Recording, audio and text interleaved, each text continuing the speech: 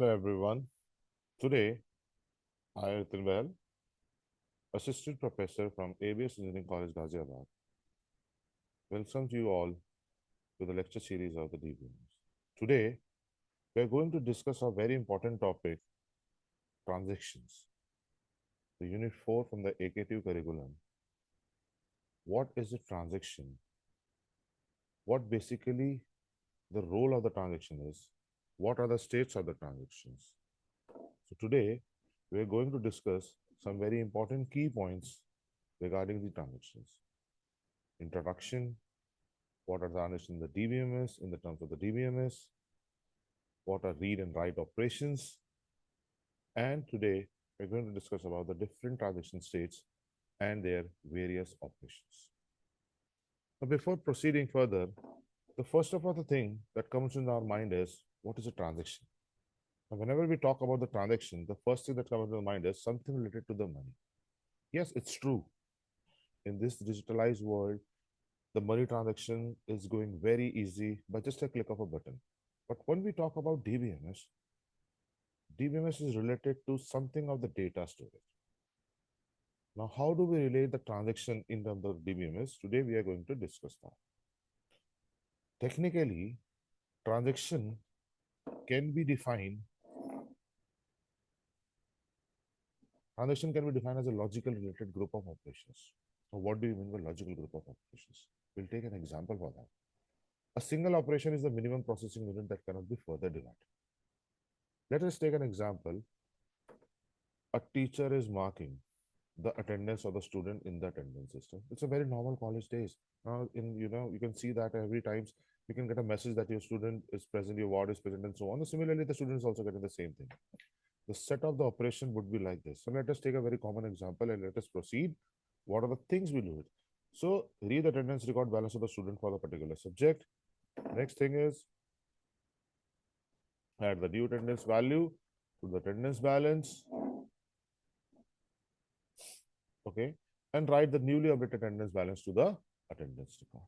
This is something very commonly people are doing. In the above example, what we have gone at, all the operations are related for a defined purpose, and any operation cannot be further divided. Just take an example, if you open an app, you read all the attendance, you can't divide it. You can't break it, this thing. After putting attendance has been updated, you can't remove it. So this is something, a small unit of the work which cannot be further divided. That is a transaction in a name culture part. Now again, the big question says is, what do you get something from the transaction in the DBMS? It's the smallest unit of the logical work. That's where we get to the point. Now understanding what do you, in the terms of the DBMS transactions. In term of DBMS, a transaction is the transaction is the execution of the program. A sequence operation that accesses or updates the content of the database. So what it's doing is, it is updating the content of the database. So how do you update the content of the database? By performing some operations. Simple. Either you read the data, either write another data. So these are the only two things you will doing it. We'll see in the next coming slide that what are the two basic operations that you're doing it. A transaction is a logical atomic unit of the work that contains one or more SQL statements. The simple things. So we'll find it out what are the SQL statement earlier in the lectures part. So we will be dealing this thing. A transaction of the database either completed or entirely not done at all. Let us take a very common example of going to an ATM and drawing a money. Now, when you go to the ATM, the first logical unit of the work is the ATM should have a money in that case. Yes, it's true. And you have a card for that. Now, if I further divided, you have a bank card or a different bank card. Let us not go into detail of this picture. You have a card, the ATM has a money, you insert the card. The first thing is they will ask you which balance, the checking balance and the current balance. You enter the ATM pin. If you enter the correct ATM pin, they will ask you the money debited, credited part, and so on. You get the money. Now imagine that you are taking out 10,000 money and in an account you have 50,000. So when you take out the 10,000 money, instantly you get a message that 10,000 has been debited and the remaining balance is 40,000. So what do you mean with this thing? in rare scenarios, if a machine goes wrong or some technical errors goes, what do you get it? A response code of 00, something like this. You get a slip, and definitely whether the money of the debited message was there, you get another message, the money is credited again. So a transaction on the database either completed entirely or not done at all. There is no in between.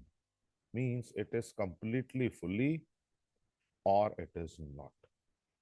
The more technical terms would be the rollback. We are going to discuss in the further lectures. Now, what are the things that we want to update in a database? When we want to update in a database, there are two things. Data item is there. Agree with this point. We need to do something on a data item. So what we are going to do in the data item is, a database is a representative of a collection of named data items. Yes, for example, college database, we have a college data items, or we have a motor vehicles, we have a motor vehicle data items. Now our data is accessed by the transaction using two operations. Now, what are these operations? These operations are read operation, and the next operation we're going to see that it is write operation. Now, what do you mean by read operation? So overall in the unit 4 in the transactions, you will be getting on the read operation, write operation, read operation and write operation.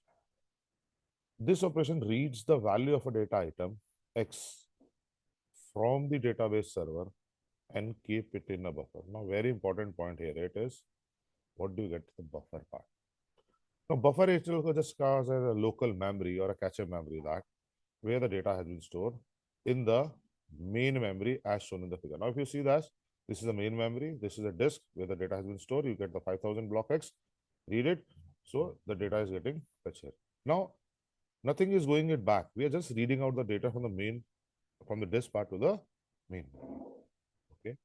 Similarly, this operation, write operation, what do you mean by the write operation? This operation writes the value of the data item X to the database server from the buffer and the server. Now, if you this thing, the arrow goes it back. So when we talk about a write operation, there is something in the main memory, and we do some operations, and we getting back it to the disk one.